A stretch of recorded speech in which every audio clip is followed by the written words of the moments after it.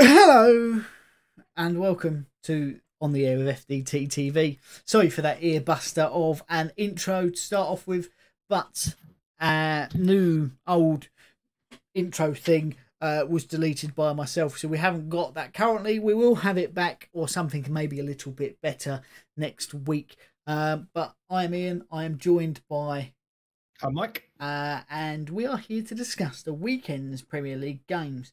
We finished off last week with still one England game to play, I believe.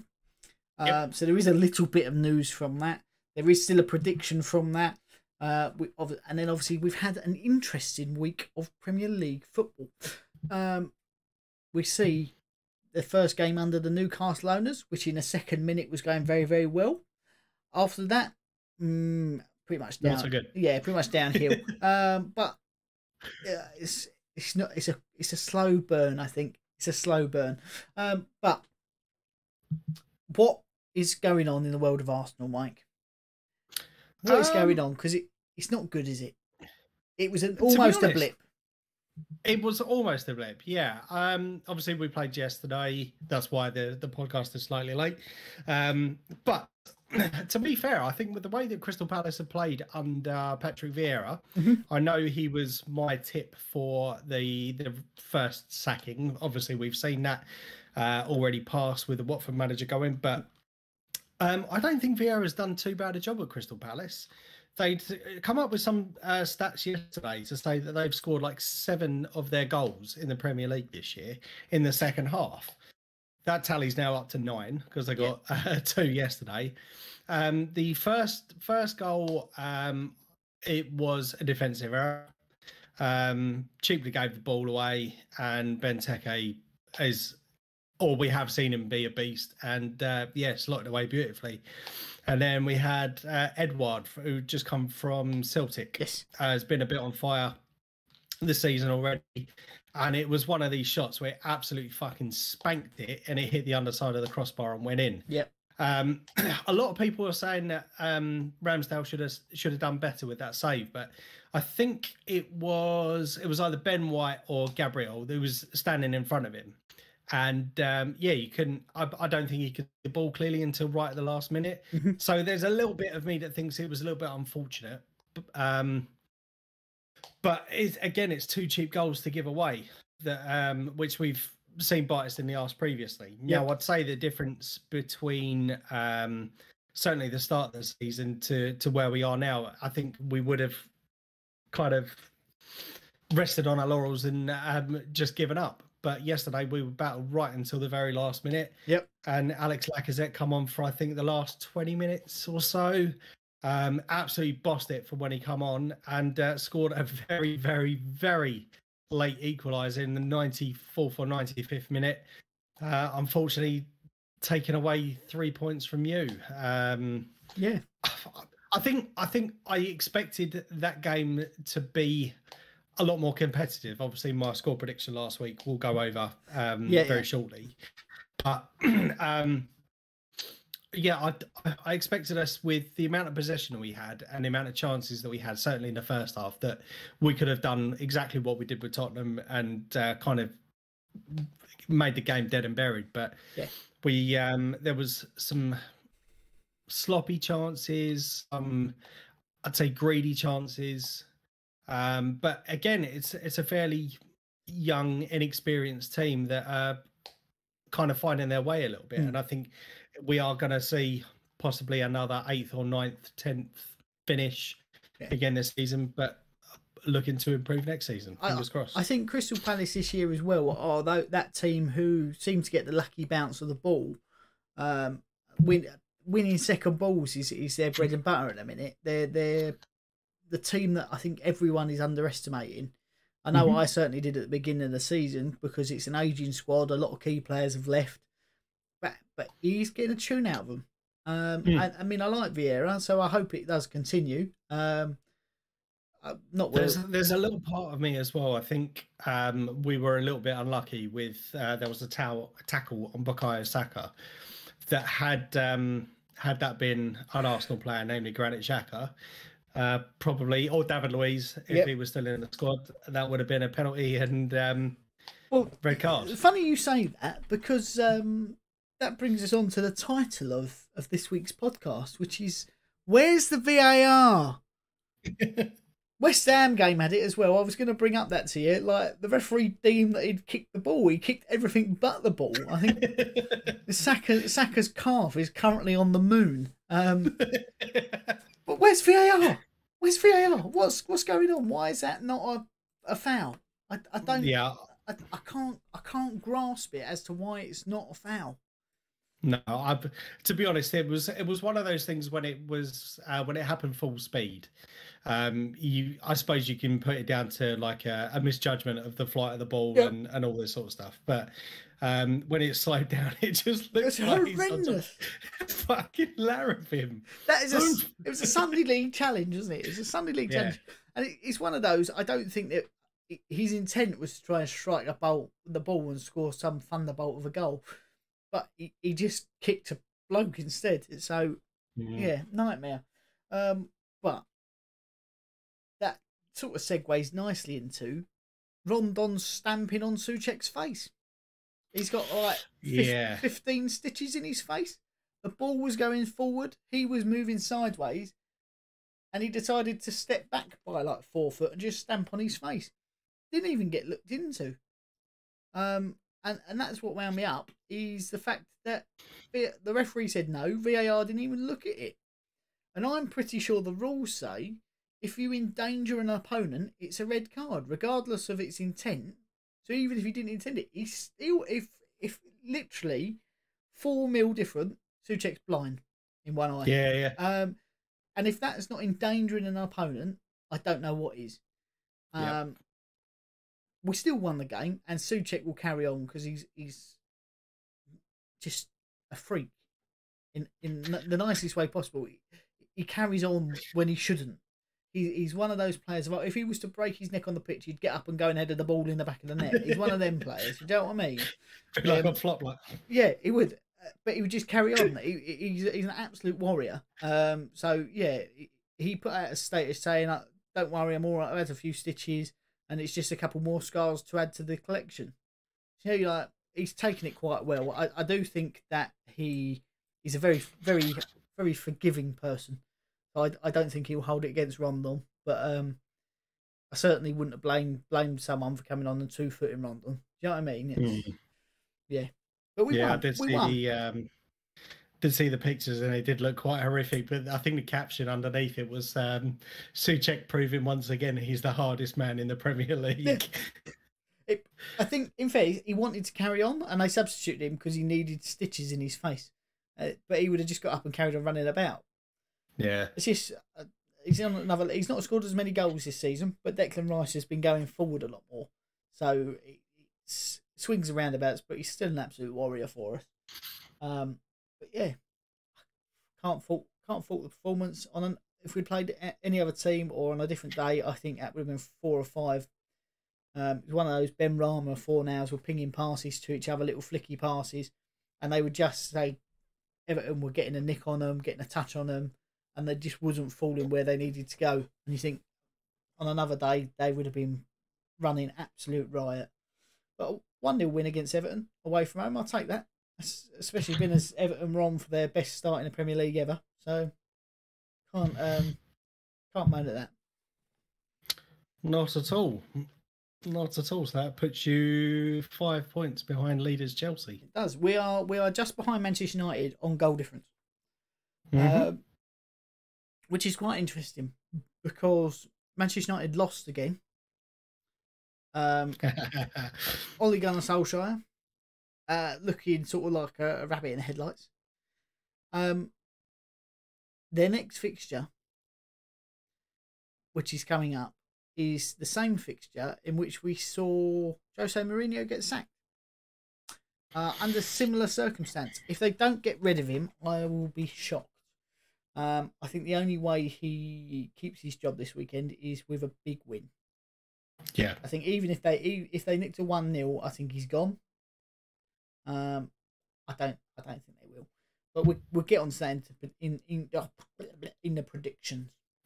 But yeah, Newcastle. Second minute,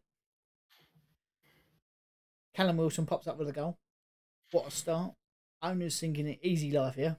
I don't know what the problem is. And then it all went a bit downhill. John Joe Shelby come on and then got sent off. And Eric Dyer scored 9 goal. So it was an interesting game to watch. I will say that. But there's a couple of things that I did note from it. Obviously, there was the big banner which we mentioned outside beforehand. The amount of abuse Amanda Staveley, who's like the leading up one of the consortium bits, is getting because of the way she looks. It's not really nice. Oh, excuse me. Kick it out. I have asked Newcastle fans to stop wearing tea towels on their head.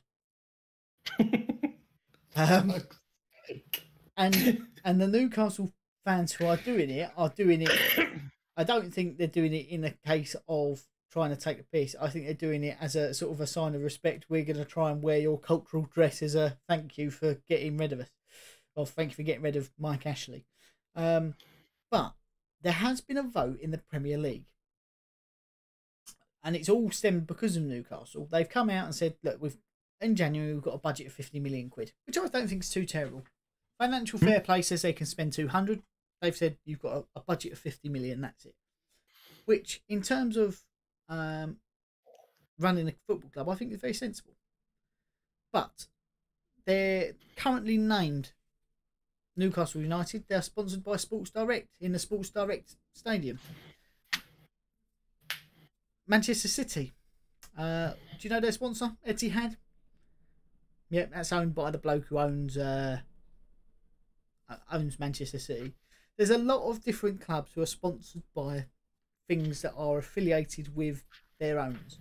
But the 19 other Premier League clubs have now voted unanimously to stop Newcastle being sponsored in any way, shape or form, whether that be on hoardings, whether that be their match day programs, their stadium, their shirt sponsors. They've now voted against them being able to do that with any company that's owned or associated with their owners.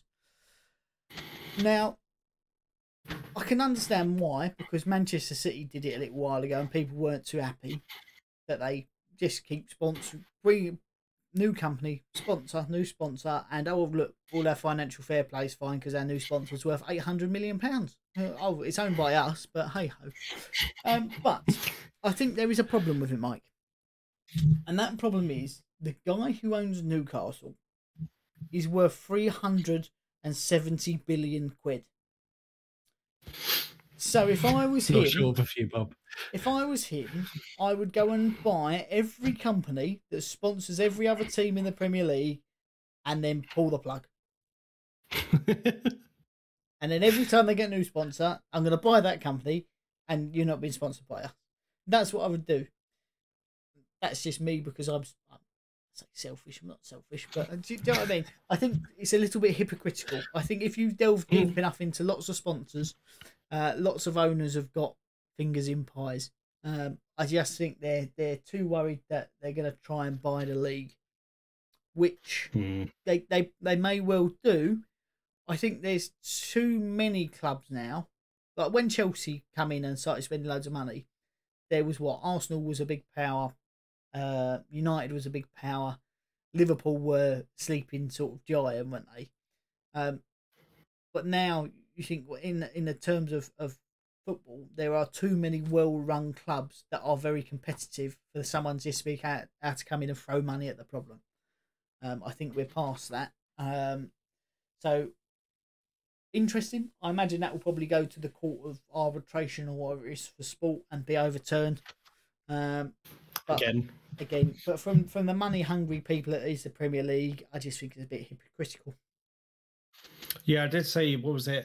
17 clubs have voted. No, 16 clubs have, or whatever it is. I think it was like the majority had voted against it. Newcastle voted for it, and Manchester City didn't vote. Yeah. So they refused to vote on it. Again, possibly some dodgy backhand is potentially going on in the future. Maybe. Well, one of them runs a government, the other runs the military. So I imagine there's probably some sort of talk between them. Possibly. Possibly, yeah. But there's also been kind of like outcries since this Newcastle takeover. I think quite a few of the big established clubs, I think their fan bases have kind of caused a bit of an uproar in terms of your likes of your Manchester United, your Arsenals, and possibly your Tottenhams as well. I don't really know, but certainly from an Arsenal perspective, where the fans have vented some sort of frustration in the fact that why haven't these clubs come to, or why this consortium have gone to Newcastle as opposed to going to the likes of one of the more established clubs. And I would say for a couple of reasons. I think they bought Newcastle for around about 300 million ish. I think it's give or take. Yeah, I think it's a bargain.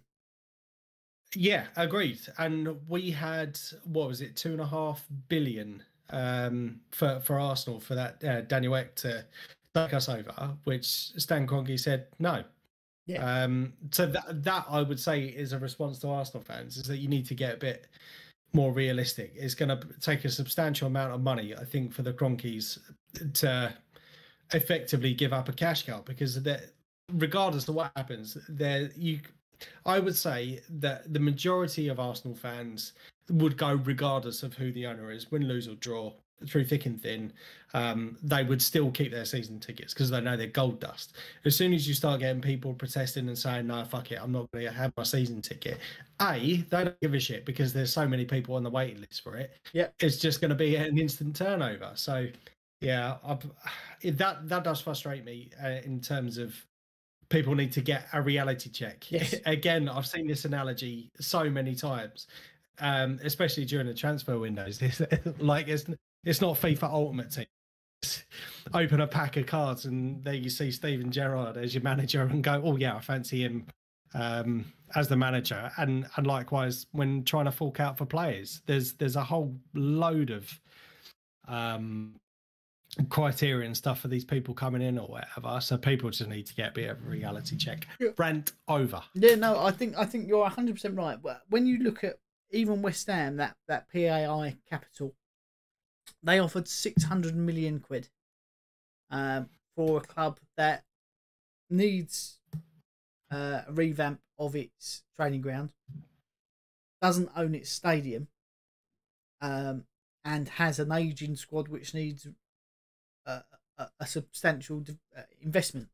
I know the fact we're doing quite well, but it does, longevity wise, it needs an investment. Newcastle for 300 million quid, they own their stadium outright. There's no debt on it. They own it.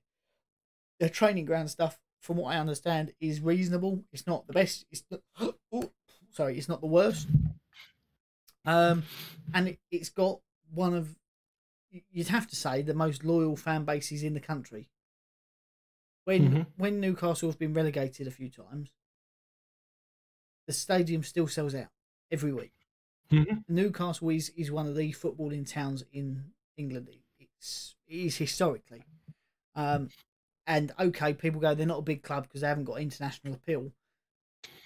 But the people who live in Newcastle live and breathe Newcastle. So for free, I think you're right.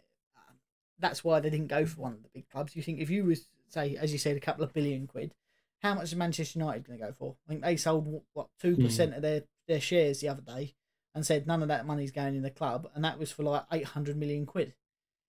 2%. Same with Manchester City. That's going to be worth a fortune. Liverpool, worth a fortune. So what other Premier League club apart? I reckon Norwich you could probably buy for 300 million quid. And possibly Brentford. Everton, I'd say. Everton, you reckon? I'll go Everton is possibly another one. But their owners. For 300 million pounds. Sorry, I see what you're saying. Yeah. You could probably get Norwich and possibly Brentford, but the Brentford owner has got a business model where he loves it. So there's not many. And even you drop down to the Championship, just the land that the stadiums sit on, that the most clubs own, is worth a fortune in just development costs. If it all goes wrong, okay, we knock the stadium down and sell it off for development. Thank you very much. There's 500 mil. But yeah, I hope that they play it sensibly and like say they do go £50 million if they're £50 million for the next 4 windows, it's not unreasonable, and prove everyone wrong, because you could for 50 million quid a window to what's that in total for 200 million quid. You get a decent squad out of that. I know prices are inflated, but you get your scouting right. I think this just goes back to the point I was saying when this whole proposed takeover come about a couple of weeks ago, and I said they'll probably dip their toes in the market, because I think more than anything, because of where they are sitting in the league, there is the potential that they could realistically be playing in the Championship next year. Yes. So the last thing you want to do is bring in ridiculous players on ridiculous wages when they're going to be playing Championship football. So Yeah. I think they're doing it very sensibly in the fact that you go for the cash injection to boost the squad in the January transfer window, which is what it's there for, the point of the January transfer window. See where you finish in the summer and then go bigger. Yeah, I think 100%. I think their number one priority has got to be staying in the league. Now, Jesse Lingard's representatives apparently were spotted at the game. So you think if they had 50 million quid, they spent, even if they got what Manchester United are asking for, the 15 mil for him, I think that's a good signing for him. There's a number of players that are potentially going to go on free transfers, and there are a number of players who are on the sort of outside of squads, like your Ross Barkleys and things like that. Still quality players. For you put them in a mid-table squad, you wouldn't put them maybe top 4 squad, but for what Newcastle are looking for to bolster, I don't think £50 million you can go too wrong. I think the hard thing is I think Steve Bruce has done a very good job and gets a hard time for it. Personally, you think in what's Mike Ashley's 14 years, he spent a net amount of £9 million. So for not having much to spend and being a very limited, what you can say bring in, I think Steve Bruce has done all right. Actually, they did okay. Joelinton hasn't worked out to what they expected, but that happens. But you think he's had his 1000th game in management, so he's not a new boy. You know, he's been there, done it. But who do you bring in that's different? Conte has almost distanced himself away from it. But who do you bring in? Eddie Howe's been the next name linked. He lost the dressing room at Bournemouth when they started getting a few bigger players. He's not going to be able to cope at a club that's potentially going to bring in big players. Do they look? Do they? I know Lampard's been linked with it through that idea of bringing in younger English players. I can go with that. Do they even go with Steven Gerrard? He's playing good football at Rangers. Is he good? Will he? I would personally say out of all of them, that's probably the better option at the moment. If he can do the same as what he's done in England, as he's done in Scotland, then fantastic. Graham Potter at Brighton, they're sitting 4th at the minute. He's been linked again. Everyone when he went to Brighton, people were like, who is this guy? But brilliant little manager. And last but certainly not least, Thomas Frank, not Daniel Farke. He's Norwich. Thomas Frank of Brentford, another brilliant manager. Tactically fantastic, and you've got to say, Brentford have come up and have been competitive as they have been in the Championship for years. So, number of managers, but I think personally, unless they get tonked a few times, I think Steve Bruce will keep his job there, at least till the end of the season. Agree. But I think if they're in complete dire straits, just to finish this bit off, I think I said this a couple of weeks ago, is that I think give them at least till January, depending on where they are in January, because then they either get the chance to bolster the squad with the players that he's possibly wanted in the past, but has been too far out of the reach, or you just kind of keep it as it, or you make it a clean break, new manager, start the window, get your scouting network in, make your suggestions, and see where you go from there. Yeah, we think if they could bring in Jesse Lingard. He had a similar impact at West Ham as I imagine he would do there. You think you've got Callum Wilson, Maximum, Almiron, Jesse Lingard as your front four. It's not a bad front four. John Joe Shelvey, he's a bit Granit Xhaka-esque, isn't he? On his day, he's unplayable, but he's also a little bit of a liability. So, okay, you might want to bring in another centre midfielder to play alongside Joe Willock. Because the Longstaffs, Matty Longstaff's out on loan. Sean Longstaff is, I think, that player who was almost good. And then maybe a centre defender, central defender, and a wing back. 4 players can change your squad. They've got Dubravka to come back from injury, who I personally think is a quality keeper. And if they did that, I think they'll stay up. But yeah, people moan about the style of play, and it's like he's playing to what the strengths are of the players. There's no point. He could hoof it upfield, but actually, there's no one that their Andy Carroll's gone. Do you know what I mean?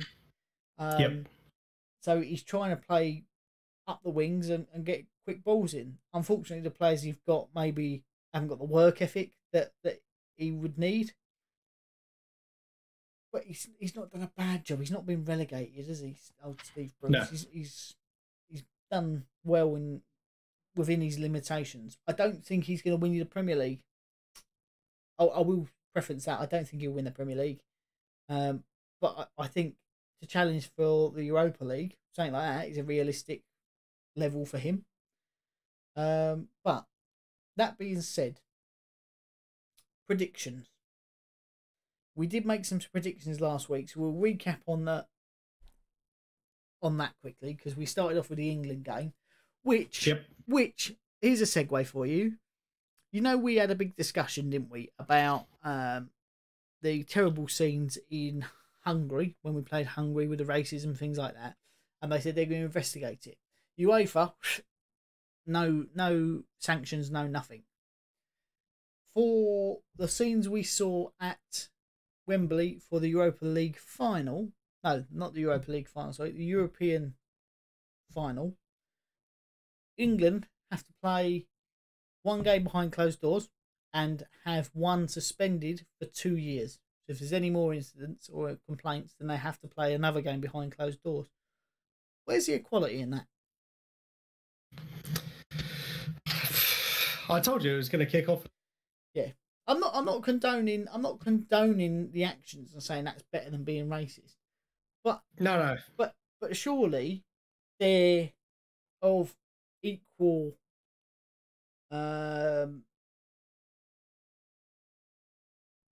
badness. We'll go with badness. Badness. It's not the right word. Well, it's not. I'm just making noises now. No, I get what you're saying completely. 100% get what you're saying. It's a bit shithousey, isn't it? Yeah. There's got to be something underlying there, isn't there? Oh, you haven't paid us what we want for us to just leave you alone to have that. Yeah, I would agree with that. Yeah, it's a bit bullshit, but as I said in my predictions, I thought it was going to kick off with the fans. There were some ugly scenes, I think, before the game. We all started getting a bit argy-bargy. That was to be expected. Now, for this particular game, you and I both went for a prediction. We thought it was going to be an easy walk in the park 4-0 win. It was a very disappointing 1-1 draw. And I've got to say, it was an absolutely diabolical game. Yes, it was. So shit. And it was one of those ones where I was like, no, I'm not going to watch it. I'm not going to watch it. Oh, fuck it. There's nothing else on. I'll watch it. I'll watch bits. And I wished I was just looking at a blank telly. I'd rather have sat looking at a blank telly for 90 minutes because it would have been far more entertaining. But yeah, so 1-1 draw, 0 points for the pair of us. Obviously, you mentioned West Ham travelled to Everton to the very glamorous Goodison Park, which we have been around. West Ham come away winners in that game. I believe it was 1-0. 1-0. With Ogbonna scoring the goal. Yes, with nice glancing header. Yeah, rose like a salmon. Check me out. So yeah, you had a 2-1 prediction. I had 2-2. So 1 point for you, 0 points for me. Then we get to the Arsenal Crystal Palace game. Again, a game which I said there was going to be goals in. I went for 3-2, and it could have been, but it could have gone 3-2 to either side. And you predicted 2-1 to Crystal Palace. 20 seconds, Mike. Yes, 20 seconds. 2-2, thanks to the glorious Alex Lacazette. So 0 points for the pair of us. So Ian, you get 1 point this week. I get 0 points. So that moves the season totals. Ian, you are now on 14 points. Yes. And still with a 3-point lead. I'm sitting on 17 points. Only a 3 point. If Lacazette has saved you from being reeled into a point. We were lucky, mate. We were lucky. We wanted the draw. Didn't want to upset Vieira. That's what it was. I do think you are right.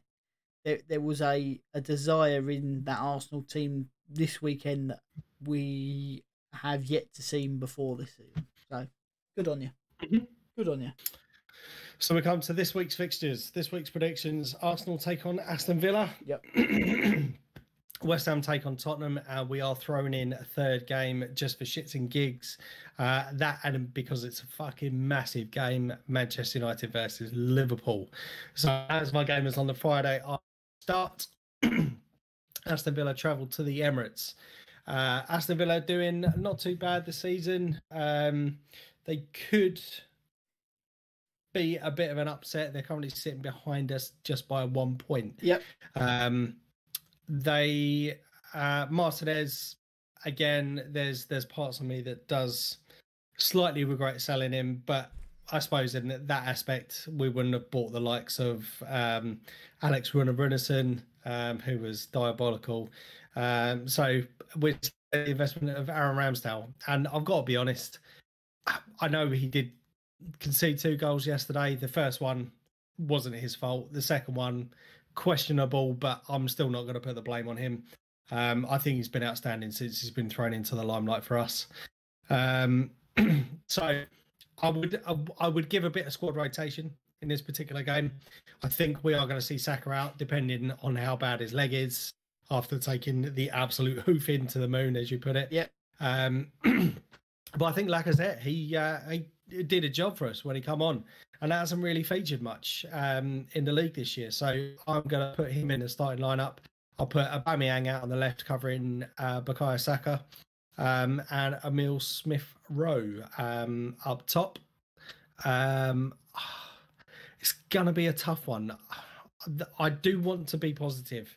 Again, I'm going to say, because we're at home, I'm going to go for 2-1 Arsenal on this one. Okay. It's an interesting game. I think if Arsenal turn up and Aston Villa don't, there's a potential there for a Tonkin. But on the flip side of that, if Aston Villa turn up and Arsenal don't, then it could be the same thing, a Tonkin for Arsenal.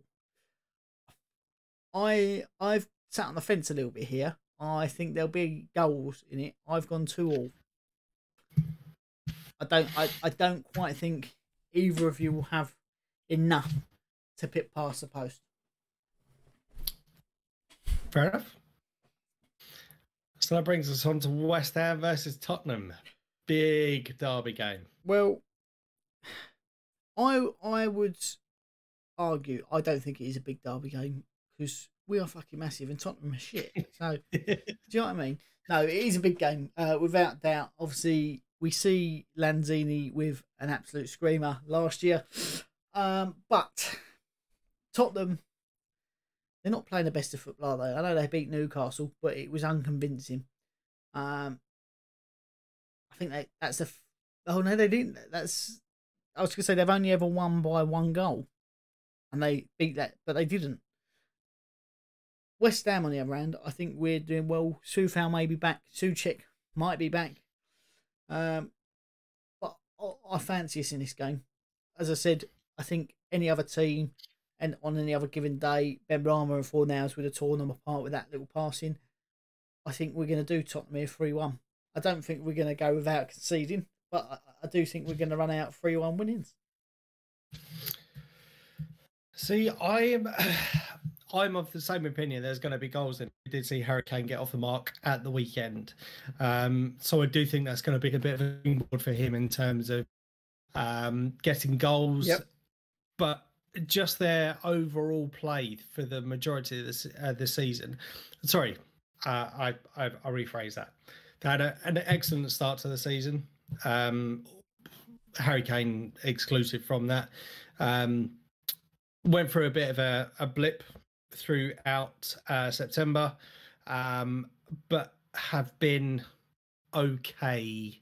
I wouldn't say they've been outstanding. They've been okay. Obviously, we saw at the weekend narrowly beating Newcastle. So there are goals in them, but they also know how to leak goals as well. Yes. So I'm going to go for 2-2 on that one.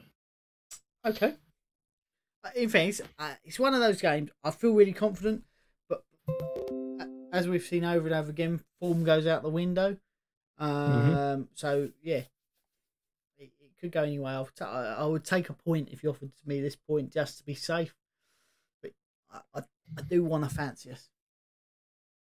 But I can appreciate where you're coming from. And that leaves what game, Mike? You said it was massive. Manchester United versus Liverpool, 2nd versus 6th. You have mentioned previously on several occasions that Ollie's days are numbered. I think so. As you mentioned earlier, you think this is going to be the straw that breaks the camel's back for him, unless United come up with a big win. Yeah. Liverpool, the only team in the Premier League so far undefeated. I do think they will get beaten at some point this year, so our Invincibles record still will stand. Come on, you Gunners. But I've got to say, man, Liverpool are looking good again this season. Had a bit of a shit time last year. We have seen Van Dijk back. Salah seems to be on form. In fact, I'd say the whole squad seems to be on form, if I'm being honest. Yep. They do worry me a little bit in terms of challenging for the title. I hope they don't. Obviously, because again, we'll never hear the end of it. But I do think they're going to have too much for Man United. I think Man United will score, but I'm going to go for 3-1 to Liverpool. Ooh, very similar scores, you will see. I think you've hit every point right on the head there. Liverpool do look like they're back at their best. Even with Joel Matip in the defence, which I thought is a really odd choice, but he's actually done all right. Salah made a couple of defenders look silly, didn't he, at the weekend? It was a good goal, and people are saying he's fantastic. I think he's only as good as he is because of the team he's got around him. Trent Alexander-Arnold, Robertson banging in crosses, very unselfish players in Mane and Firmino around him. Mane got his 100th goal in the Premier League and hasn't done any set pieces for them. So, yeah, and I think he's done it in record time, I want to say. I may be wrong there, but yeah, I can't see anything else but a Liverpool win. I don't even think Manchester United are going to score. So I've gone 3-0. It could be more, but I think, as I said, we see Mourinho lose his job at this fixture. I think we're going to see similar scenes. I think he's gone. If they get beat 3-0, that means that they're on what, positive 2 goal difference. They'll go below us regardless, even if we lose. And there's so many. It's so closely knit in that little bit. Then two more losses, and you're in a relegation fight again. So yeah, I think they've got to get rid of him. He doesn't. I think their biggest mistake was making him a permanent manager. That run they had when he was caretaker was fantastic. I think he should have left on a high and gone, okay, thank you, but no thanks. Because it's a job that you're never going to live up to the expectation. You think it took Ferguson a while to get it right, granted, but actually he left the club in a much better position than what he sort of took over in. Yep. And you're always going to have to live up to, it wasn't as good as when Ferguson was here. One of the best managers ever to grace the planet, and I think he will be indefinitely forever. So hard luck, Manchester United fans, but it's your turn to suffer now for the next 15 years. They've not. What have they come close to winning since Ferguson's gone? Nothing. I mean, I know they had that Champions League run when he did take over, but they've come close to winning nothing. Mm-hmm. At what point is enough enough? Like, that's a lie. That's a lie. I think Van Gaal won some stuff, and Mourinho did, but they're not competitive, are they? Did Mourinho win? Sorry? I think I want to say he won the League Cup. Oh, okay. I may be wrong. But I want to say he won something. I know he finished second with them and was like, that's the best achievement in my career, making his squad finish second. But I don't think he was wrong, was he? That squad didn't deserve to finish second. But yeah, Ollie's out. If he gets sacked, straight after the game, can I have a bonus point? I was literally just about to say that to you. If he does get sacked, I've been banging within 24 hours, I will give you a bonus point. All right, lovely. I'll take that. I need but likewise, if he doesn't get sacked within 24 hours, I get a bonus point. Okay. Yeah? Yeah. Why not? I'm losing anyway. At the end, let's put it this way. If I lose by a point at the end of the season, I've only got myself to blame. I'll take that. Okay. But yeah, I'm going to send a message to Van Dijk and break Ronaldo's legs. Yeah. Metaphorically. No, literally. I think he's the only thing that can help Manchester United now. He's no, I think the dressing room is against him, in my opinion. Obviously, I've not been in there, so I can't say the definite, but just get the feeling they're not playing for the manager. He's not the biggest person in that dressing room. You think when Ferguson was there, he ruled the roost. There wasn't a player that, and if they did step out of line and try to do that, they were got rid of. Didn't matter who you were. I mean, David Beckham in his prime, you're out the door, mate, because you're bigger than me. Not a chance. At the moment, say you've got your Pogbas, your Varans, your De Geas, your Ronaldos, even your Sanchos and your Rashfords. They're all bigger than the manager is, and I don't think he's got any control over what happens. He might pick the 11, but they don't listen to him. Because I can't imagine they would be playing the way they're playing if they did. Because he would be saying, that's not how we want to be playing. We want to be winning. I am going to propose a question for next week's podcast. Ooh, go on then. And it was a question that I heard on TalkSport a couple of weeks ago now. And I found it. Is this a question for me or the listeners? For both. For both. Okay. You get your answers to us on Twitter then? Yep, on Twitter, in the comment section. Yep. So, would you rather have Jamie Vardy's career or Harry Kane's career? Okay. So that's a question for next week. Okay. Because I found responses on that absolutely astounding, and I will explain more next week. I will have a think. I need to have a look at their careers. I know one come from non-league and one went out on a lot of loans. I think they played together in a squad at one point. I may be wrong on that, but yeah, interesting. I suppose because one has won an FA Cup, has won the Premier League, has rose through the ranks, and the other has been captain England and captain his club. Yeah, just played for Tottenham. I know I wouldn't want to play for Tottenham personally, but okay, I have a think, and I will come up with some. And I promise this. I will keep my answer under 3 minutes. Okay. Because otherwise I'll ramble on for an hour and a half. And That defeats the point of the podcast. And no one needs that in their life today. So I will try my hardest to keep it under 3 minutes. Yeah, I'll tell you my answer, because I agree with the certain person that gave their answer and disagree with one of the answers that I heard. But again, we're going to more of that next week. So just a snippet. Give us a little preview, and we can get to the why next week. Whose career would you have? I would go for Jamie Vardy. And this is not speaking purely as an Arsenal fan, but I would much rather his career. Okay, we'll get into the whys next week. But I don't think there's anything else that's happened in the footballing world this week.